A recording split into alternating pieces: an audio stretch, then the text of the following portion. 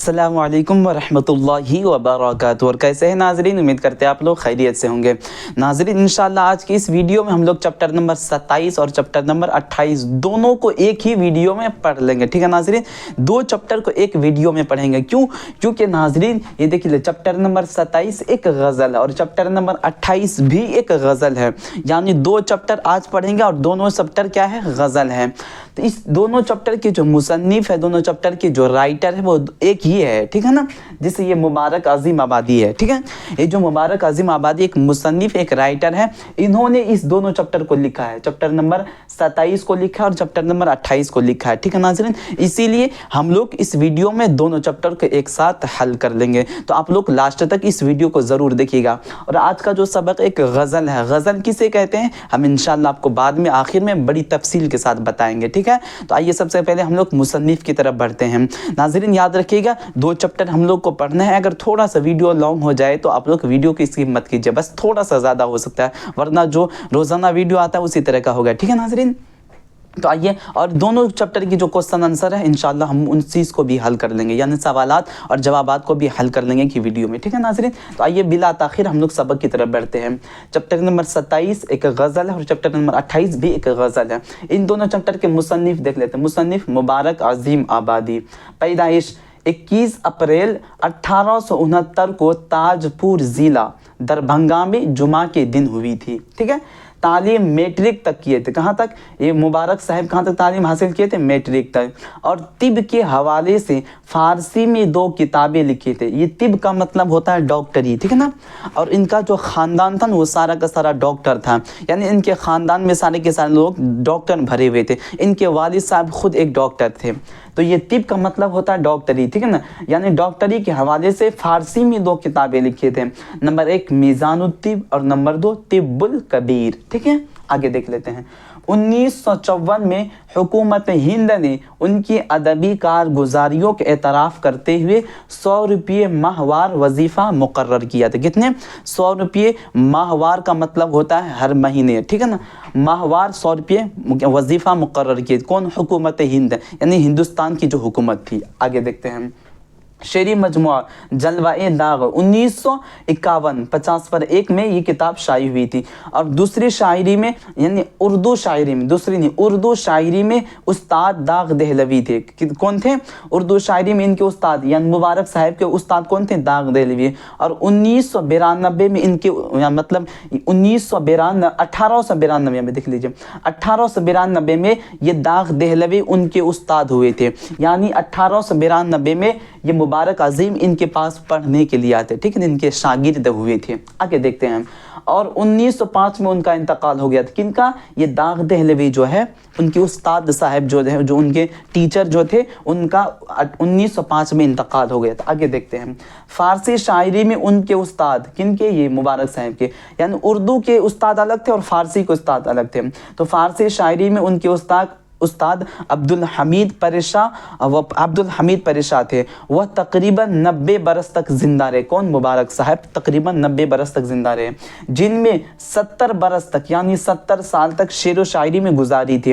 इंतकाल 12 दिसंबर 1958 को हुआ था। किनका? ये मुबारक साहब का इंतकाल 12 सितंबर 1958 को हुआ था। ठीक है नाज़रीन, तो ये मुबारक साहब के बारे में कुछ जानकारी थी जो आपके लिए बेहद ज़रूरी था। ठीक है नाज़रीन, तो आप एक मरतबा इसका स्क्रीनशॉट कीजिए और अच्छे से कॉपी में नोट करके अच्छे से याद कर लीजिएगा, ताकि आपको एग्ज़ाम में बड़ी आसानी हो जाए। ठीक है, एक मरतबा आप इसका स्क्रीनशॉट कीजिए, फिर हम लोग गज़ल की तरफ बढ़ते हैं और गज़ल को समझ लेते हैं।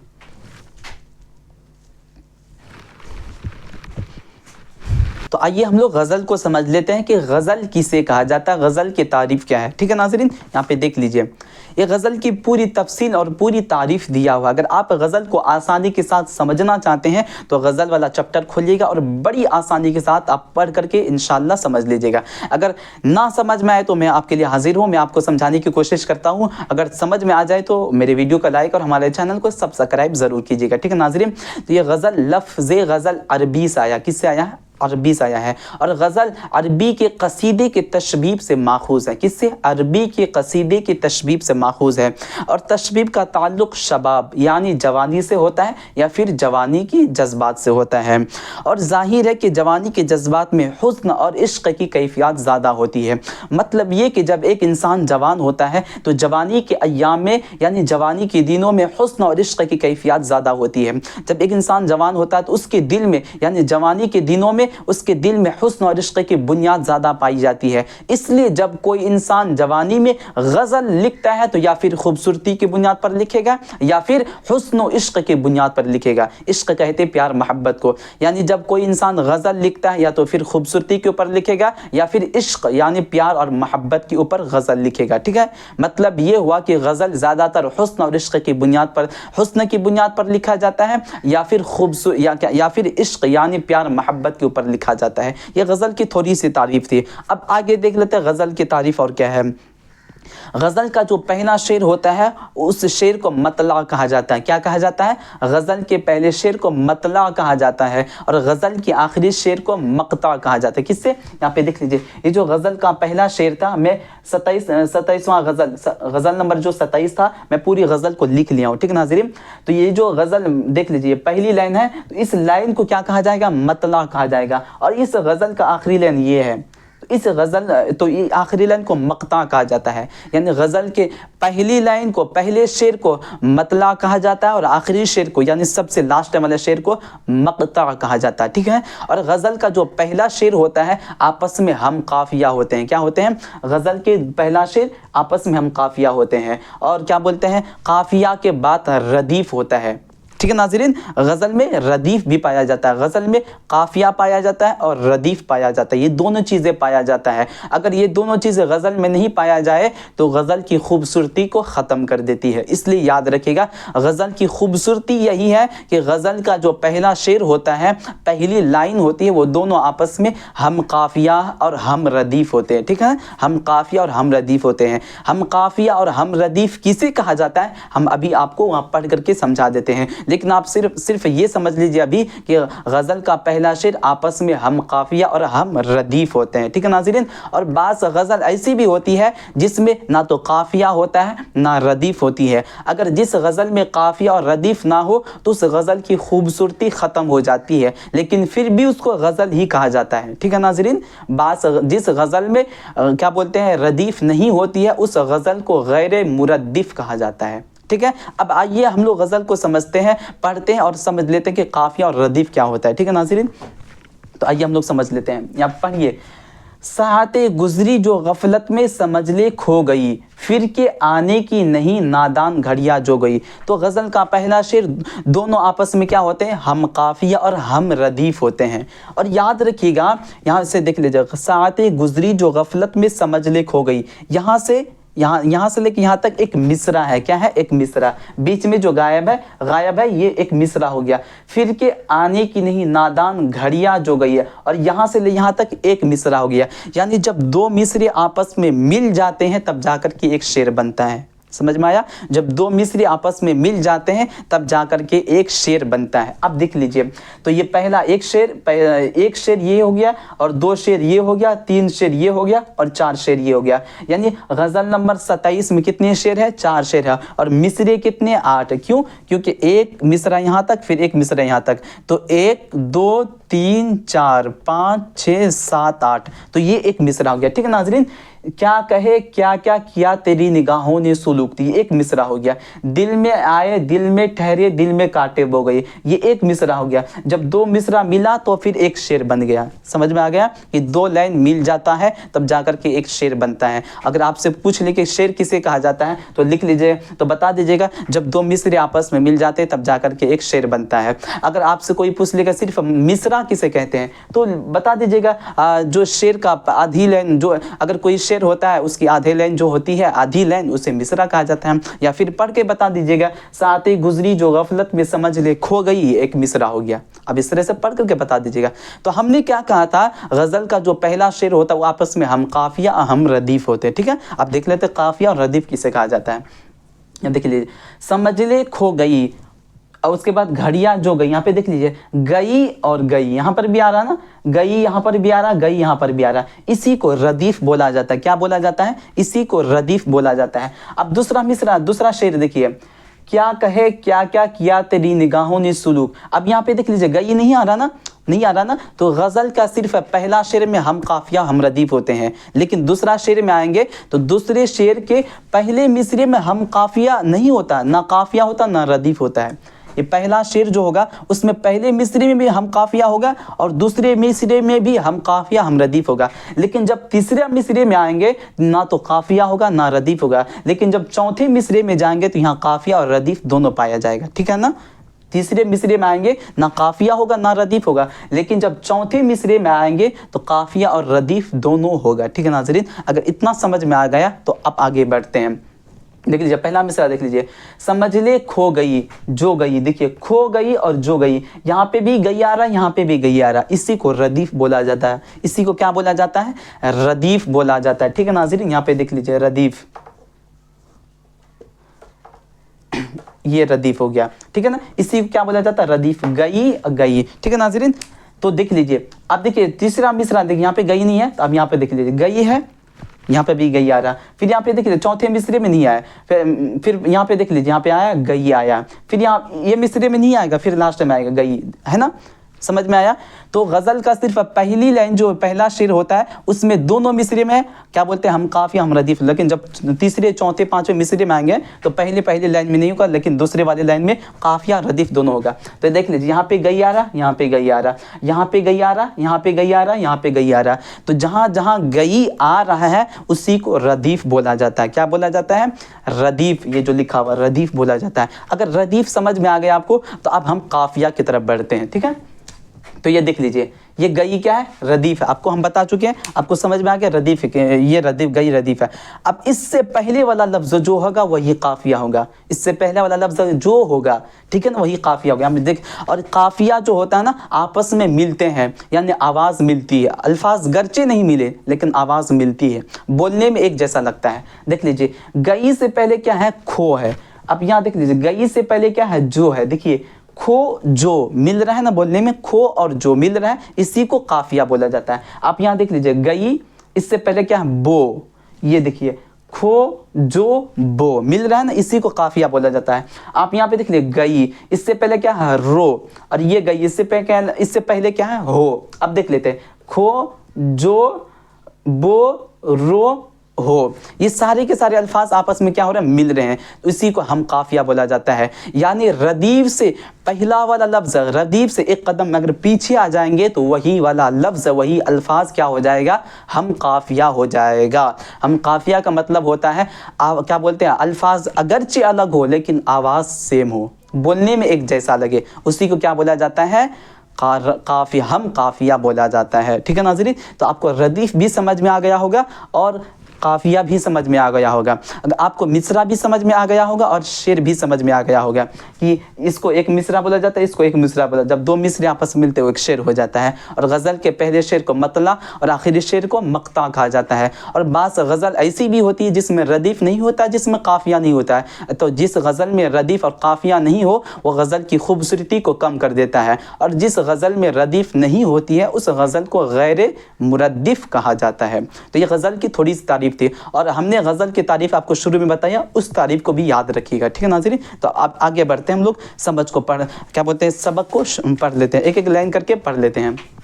देख लीजिए यहाँ पे देख लीजिए, अगर आपके पास किताब है, ये देख लीजिए यहाँ से सबक शुरू होता है। अगर आपके पास किताब है तो आप किताब खोल करके बैठ जाइए, हम आपको एक एक लाइन पढ़ करके समझा देते हैं। ठीक है नाज़रीन, देख लीजिए आज 2 चैप्टर पढ़ रहे हैं इसलिए थोड़ी सी वीडियो लंबी हो रही है, और ये गज़ल की तारीफ़ करने में थोड़ा सा वक्त लग रहा है। ठीक है, तो पहला शेर देखिए, सातें गुजरी जो गफलत में समझने खो गई, फिर के आने की नहीं नादान घड़ियाँ जो गई। तो इस शेर में जो है ना मुसन्निफ साहब हमें वक्त की अहमियत को समझाना चाहते हैं कि जो वक्त, जो लम्हा गफलत में गुजर गया वो गुजर गया, फिर के आने की नहीं नादान घड़ियाँ जो गई। यानी जो वक्त गफलत में नादानी में चला गया, गुजर गया, वो लौट करके कभी नहीं आएगा। इसलिए वक्त की अहमियत किया कीजिए, यानी वक्त की अहमियत को समझिए, वक्त पर हर काम को किया कीजिए, वक्त को नादानी में मत खोइए। ठीक है नाज़रीन, आगे देखते हैं। क्या कहे क्या क्या किया तेरी निगाहों ने सुलूक, दिल में आए दिल में ठहरे दिल में कांटे बो गए। कह रहे कि हम आपसे क्या कहें, अपने यानी मुबारक साहब अपने महबूब से कह रहे हैं कि देखिए गज़ल हमने बताया था, गज़ल में हुस्न और इश्क यानी मोहब्बत प्यार पाया जाता है। आप देख लीजिए शेर में आपको पता चल जाएगा। कह रहे कि क्या कहे क्या क्या किया तेरी निगाहों ने सुलूक, दिल में आए दिल में ठहरे दिल में कांटे बो गए। यानी हम आपसे क्या कहें कि आपकी निगाहों ने मेरे साथ क्या क्या सुलूक किया, पहले दिल में आए थे, फिर दिल में जगह बनाए, फिर दिल में कांटे बो गई। मतलब ये कि जब आप छोड़ करके चले गए तो आपकी याद मेरे दिल में कांटे की तरह चुभ रही है। अब आगे देखते हैं। घर शबे वादा मेरा मातम सरा से कम ना था, तुम ना आए हसरती आके मुझको रो गई। यानी घर शबे वादा, यानी मुबारक अजीम का आबादी कह रहे हैं कि एक रात मेरा महबूब मुझसे वादा किया था कि मैं कल आऊँगा, लेकिन वो रात को नहीं आया तो मेरा घर मातम खाना से कम ना था। यानी मेरे घर में चारों तरफ सन्नाटा छाया हुआ था और मैं इसी उम्मीद में था कि मेरा महबूब अब आएगा, लेकिन पूरी रात नहीं आई तो मैं इसी उम्मीद पे रोता था, हसरतें आती थी आकर के वापस चली जाती थी। ठीक है, अब आगे देखते हैं। सोज़े दिल से अश्क आँखों में तवे की बूंद है और वह यूं ताना जन सावन की झड़ियाँ हो गई। कहने कि दिल में इस कदर जलन है, इस कदर जलन तकलीफ़ है कि मेरे आँखों के आंसू क्या हो गए, गरम कतरे की तरह हो गए। गरम जिस तरह तवे की बूंद, मतलब तवे पर अगर पानी के कतरे को रखा जाए किस तरह छन उठता है, उसी तरह मेरे दिल में क्या बोल रहे हैं, जलन है, तकलीफ़ है, दर्द है। उसके बाद दूसरा गज़ल नंबर 28 को, आप इस गज़ल को समझ लेते हैं। ठीक है नाज़रीन, आगे देखते हैं। गिर गए अफसोस किस किस नज़र से क्या कहे, हम हुए क्या क्या खजल इस चश्मे तर से क्या करें, क्या कहें गिर गए अफसोस किस किस की नज़र से, यानी कह रहे कि हम आपके प्यार की वजह से, हम आपकी मोहब्बत की वजह से किस किस की नज़र से गिर गए, हम आपको क्या कहें, और हम कितने लोगों के सामने शर्मिंदा हुए हैं, हम इस चश्मे तर यानी इन आँखों के आंसुओं से क्या कहें, आँखों के आंसू से क्या कहें। आगे देखते हैं। यूँ भी कहता है किसी से कोई अपना हाल ज़ार, आप तो सुनती नहीं तो दीवार उधर से क्या करें। कह रहे कि इस दुनिया में तो हर कोई किसी से अपना दिल का हाल कोई नहीं कहता है, यानी हर कोई किसी से अपने दिल की बातें नहीं कहता है। तो मुबारक साहब कह रहे कि अपने महबूब से कि आप भी अगर मेरे दिल की फरियाद को, दिल की बातों को नहीं सुनेंगे तो मैं दीवार उधर से क्या कहूँगा। जब आप ही नहीं सुनते तो दीवार उधर से क्या कहेंगे। ठीक है, आगे देखते हैं। सुन रहे नासिह नाफहम की हम दम बखुद, कह रहा है हमसे क्या कि इस बेखबर से क्या कहे। कह रहे कि हम ना समझ बेवकूफ़ नादान से नसीहत करने वाले कुछ कह रहे, अक्लमंद लोग हमसे कुछ कह रहे हैं, लेकिन हम तो नादान, हम तो आपके प्यार में डूबे हुए हैं, हमसे ये क्या कह रहा है हमें कुछ समझ में नहीं आ रहा, हमें कुछ पता ही नहीं चला हमसे ये क्या कह रहा है, इसलिए हम इससे क्या कहें। अब आगे जो शेर आ रहा है बहुत ही प्यारा शेर है, इस शेर को अगर सुनेंगे तो बहुत ज़्यादा मज़ा आएगा। देख लीजिए। कह रहे कि दर्द मंदा ने मोहब्बत का ये क्या जाने इलाज, चारागर की क्या सुने हम चारागर से क्या कहे। कह रहे दर्द मंदाने मोहब्बत का ये क्या जाने इलाज, मतलब ये कि आशिकों का इलाज करना ये डॉक्टर लोग नहीं जानते हैं। ये डॉक्टर आशिक कहते हैं इश्क करने वालों को, प्यार करने वालों को, यानी ये डॉक्टर जो है सिर्फ बीमारी का इलाज कर सकते हैं, ये मोहब्बत करने वालों का इलाज नहीं कर सकते। तो वही कह रहे हैं कि मालिज यानी इलाज करने वाला ये आशिक का क्या इलाज करे, आशिक की बीमारी को कैसे पहचाने, इसलिए हम उससे क्या कहे, उसकी क्या सुने, उससे क्या कहे। जब ये हमारा इलाज ही नहीं कर सकते हम उससे क्या कहें और उसकी क्या सुने। अब आगे देखते हैं। हर कदम पर खुश जमालों में मुबारक हम लुटे, कैसी कैसी सूरत गुजरी नज़र से क्या कहे। तो देखिए ये जो लास्ट शेर है गज़ल का, इसको मक्ता कहा जाएगा। किस क्या कहा जाएगा, मक्ता, और गज़ल का पहला शेर जो होगा उसको मतला कहा जाएगा। तो कह रहे कि हर कदम पर खुश जमालो मुबारक हम लुटे, कैसी कैसी सूरतें गुजरी नज़र से हम क्या कहे। कह रहे कि हमारी नज़र से कैसी कैसी सूरतें गुजरी, हम क्या कहे, हम तो हर हसीन चेहरों पर बर्बाद हुए, हम हर हसीन चेहरों पर लूटे हैं। यानी जब कोई खूबसूरत चेहरा या खूबसूरत लड़की हमारे सामने गुजरती थी तो हम उस पर लूट जाते थे, बर्बाद हो जाते। हम तो हर कदम पर लूटे, हर कदम पर बर्बाद हुए। ठीक है नाज़रीन, तो ये सबक आपका यहीं पे मुकम्मल हो गया। अब आते हैं हम लोग सवालात की तरफ बढ़ते हैं। देख लीजिए सवालात हैं। पहला सवाल करें, मुबारक अजीम आबादी कहाँ पैदा हुए। एक मिनट, तो हम वहाँ पे बोर्ड पे लिखा हुआ था नाज़रीन, अब वहाँ से बता सकते हैं। ठीक है ना। तो मुबारक अजीम आबादी कहाँ पैदा हुए, तो मुबारक अजीम आबादी ताजपुर ज़िला दरभंगा में पैदा हुए। कहाँ पे, ताजपुर ज़िला दरभंगा में पैदा हुए। सवाल नंबर 2 कह रहे हैं कि मुबारक अजीम आबादी की सन पैदाइश क्या है। तो मुबारक अजीम आबादी 1869 को पैदा हुए थे। कब? 1869 को। तीसरा सवाल कह रहे मुबारक अजीम आबादी का इंतकाल कब हुआ? तो मुबारक अजीम आबादी का इंतकाल 1958। कब? 1958, 50 पर 8, 58 में हुआ था। सवाल नंबर 4 कह रहे मुबारक अजीम आबादी के वालिद का नाम क्या था? तो मुबारक अजीम आबादी के वालिद का नाम फ़िदा हुसैन वामिक था। क्या था? फ़िदा हुसैन वामिक। उसके बाद पाँचवा सवाल कह रहे कि मुबारक अजीम, पाँचवा सवाल कह रहे कि उर्दू शायरी में मुबारक अजीम आबादी के उस्ताद कौन थे?